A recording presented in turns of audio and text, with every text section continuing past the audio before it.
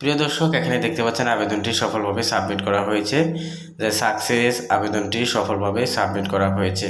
নিচে আবেদনপত্রের নম্বর এবং আবেদনের প্রকৃতি এবং মোবাইল নম্বর এবং আপনার যে আবেদন ফি সেটার অপশন এখানে দেখা যাবে এবং আবেদনপত্র প্রিন্ট।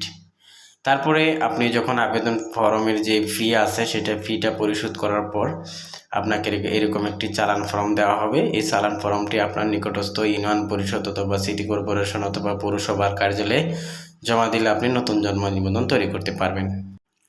আসসালামু আলাইকুম প্রিয় দর্শক, আশা করছি সবাই অনেক ভালো আছেন।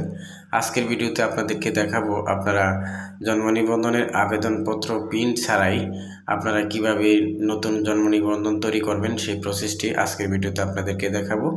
তো কথা হচ্ছে, আপনারা যখন জন্ম নিবন্ধন আবেদন করেন, আবেদন করার পর যাবতীয় তথ্য যাচাই করে যখন আপনারা ওটিপি কোড দিয়ে ফাইলটি সাবমিট করেন তখন আপনার ফাইলটি সাবমিট হয়। কিন্তু সাবমিট হওয়ার পর এখানে দেখতে পাচ্ছেন আবেদনপত্র প্রিন্ট, এখানে ক্লিক করলে আবেদনপত্র আর প্রিন্ট হয় না, লেখা আসে ইউজার নেম পাসওয়ার্ড। এগুলা দিলে তারপরে আপনার আবেদনপত্র প্রিন্ট করতে পারবেন, এরকম একটা অপশন আসে। তাহলে আপনি চাইলে এরকমভাবে আবেদন করে আপনি আবেদনপত্র প্রিন্ট কপি ছাড়াই আপনার আবেদনের যে ফি আছে সেই ফিটা আপনি অনলাইনে পরিশোধ করে আপনি নতুন জন্ম নিবন্ধন তৈরি করতে পারবেন। তো সেই প্রসেসটি আজকে আপনাদেরকে দেখাবো। তো আপনারা দুটি প্রসেসের মাধ্যমে আপনারা নতুন জন্ম নিবন্ধন তৈরি করতে পারবেন। তো দুটি প্রসেসই আপনাদেরকে দেখাবো। তো ভিডিওতে যাওয়ার আগে আপনি যদি আমার চ্যানেলে একজন নতুন দর্শক হয়ে থাকেন, চ্যানেলটি সাবস্ক্রাইব করে দিবেন এবং ভিডিও যদি ভালো লাগে বন্ধুদের মাঝে শেয়ার করে দিবেন। তো এখন আর দেরি না করে সরাসরি আপনাদেরকে নিয়ে যাব মূল ভিডিওতে। চলুন তাহলে দেখানো যাক। প্রিয় ভাই বোনেরা, প্রথমে আপনাদেরকে যে বিষয়টি বলবো, এখানে দেখতে পাচ্ছেন আবেদন করার পর এখানে লেখা আছে যে সাকসেস, আবেদনটি সফলভাবে সাবমিট করা হয়েছে। তো আবেদন কিন্তু সাবমিট হয়ে গেছে, কিন্তু আপনার আবেদনপত্রটা প্রিন্ট হচ্ছে না, এটাই হচ্ছে বড় সমস্যা, যার কারণে আপনি জন্ম নিবন্ধন তৈরি করতে পারতেছেন না। তো নিচে লেখা আছে দেখতে পাচ্ছেন আবেদনপত্রের নম্বর, আপনার যে আবেদন করেছেন সেই নম্বরটি কিন্তু এখানে দেওয়া আছে বা চলে এসেছে। তারপরে আপনার এই আবেদনপত্রটি কত তারিখের মধ্যে জমা দিতে হবে সেটাও কিন্তু এখানে লেখা চলে আসে।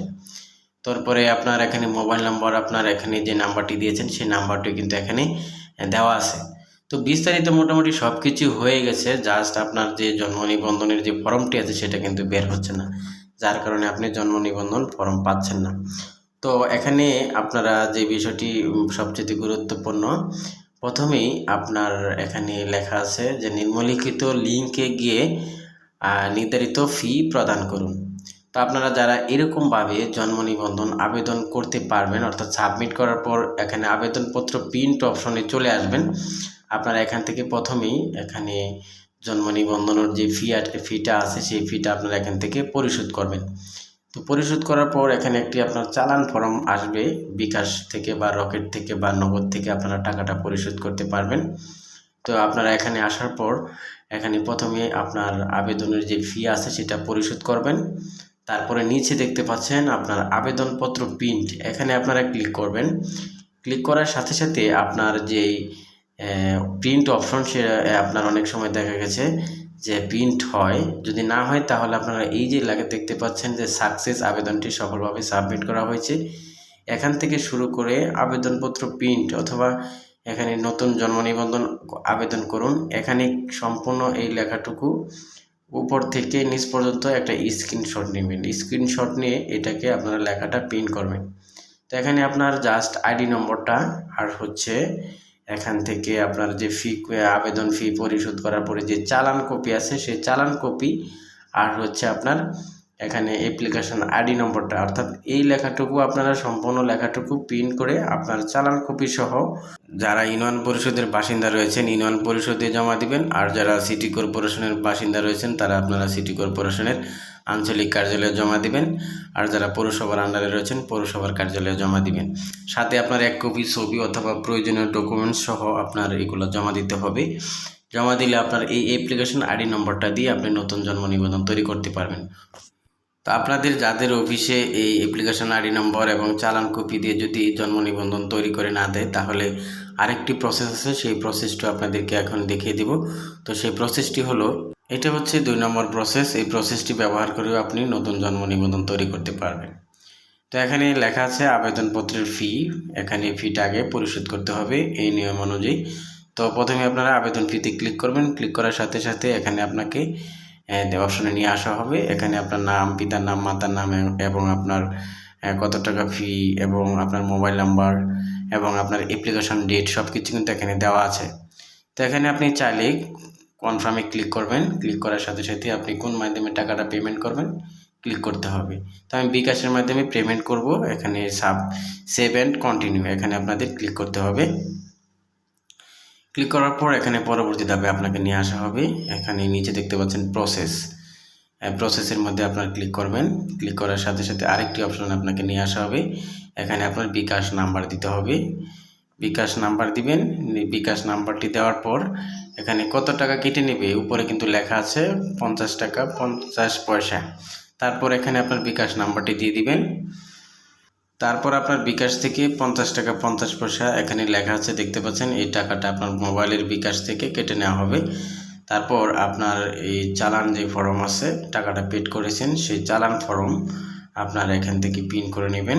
তো এই চালান কপির মধ্যে আপনার বিস্তারিত ঠিকানা থাকবে, আপনার নাম, আপনার পিতার নাম, আপনার মাতার নাম এবং আপনার মোবাইল নাম্বার এবং সাথে যে চালান নম্বর আছে সেই চালান নম্বরটা আপনার এখানে থাকবে।